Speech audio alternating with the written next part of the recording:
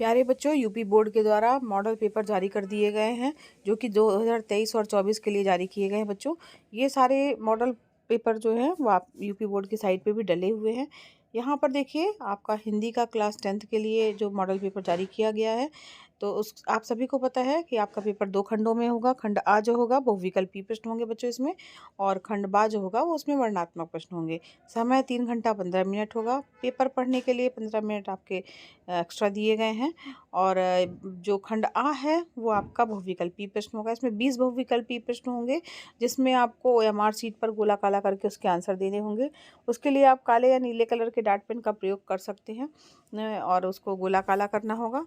यहाँ पर आप देख रहे हैं, जो ओएमआर शीट जो होगी उसमें आपको इस चीज़ का विशेष ध्यान रखिएगा कि चूँकि काले पेन से करना है गोला काला, तो उसको आप इरेज नहीं कर सकते। तो बहुत सोच समझ के गोला काला करिए। उसमें किसी भी प्रकार की इरेज़र का या वाइटनर का या ब्लेड का प्रयोग जो है वो बिल्कुल कदापि नहीं करें। अब बहुविकल्पी प्रश्न जो आपके सामने बच्चों दिख रहे हैं, ये आप अच्छे से तैयार कर लीजिएगा। ये सारे प्रश्न जो है आपके एग्ज़ाम की दृष्टि से, जो आपका बोर्ड एग्ज़ाम होने वाला है उसके लिए इम्पॉर्टेंट है, क्योंकि बोर्ड के द्वारा ही जारी किए गया मॉडल पेपर है। तो इसमें से हो सकता है कुछ प्रश्न आपको उस पेपर में मिल जाएं। तो यहाँ पर आप इन सभी प्रश्नों को खूब अच्छे से तैयार कर लीजिएगा। ये 20 प्रश्न आपके ऑब्जेक्टिव टाइप के हैं। खंड बा जो है वो वर्णनात्मक प्रश्नों का है। तो यहाँ पर इस चीज़ का ध्यान रखिएगा, जो ये वर्णनात्मक प्रश्न हैं इनको आपको जो आपकी कॉपी मिलेगी उसमें इसके आंसर देने होंगे।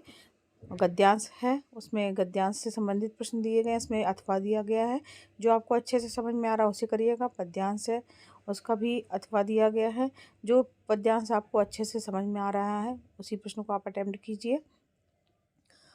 संस्कृत के भी गद्यांश दिए गए हैं, जिसका हिंदी में अनुवाद करना है तो उसको भी आप कर सकते हैं। इसके बाद आपके सामने स्क्रीन पर जो प्रश्न दिख रहे हैं, ये भी जो है प्रश्न आपके बोर्ड एग्ज़ाम की दृष्टि से इम्पोर्टेंट हैं, इसलिए इनको भी आप अच्छे से तैयार कर लीजिएगा। और बाद में यहाँ पर देखिए, लेखकों का जीवन परिचय भी है, तो 3 में से कोई भी एक जो लेखक है जिसका जीवन परिचय आपको अच्छे से याद है उसको लिखिएगा। कवि में भी 3 ऑप्शन दिए गए हैं, 3 में से किसी एक का ही करना है आपको। और कोई एक श्लोक लिखना है जो कि आपकी पाठ्य पुस्तक का हो और इस पेपर में ना आया हो। संस्कृत में उत्तर देने के लिए आया है, निबंध लिखने के लिए आया है, और यहाँ पर जो है पत्र लिखने के लिए आया है। तो बच्चों, इस प्रकार से ये आपका हिंदी का पेपर है। हिंदी का पेपर बच्चों बड़ा होता है, इसलिए आप शुरू से ही स्पीड बढ़ा करके लिखिएगा ताकि आपका पेपर ना छूटने पाए।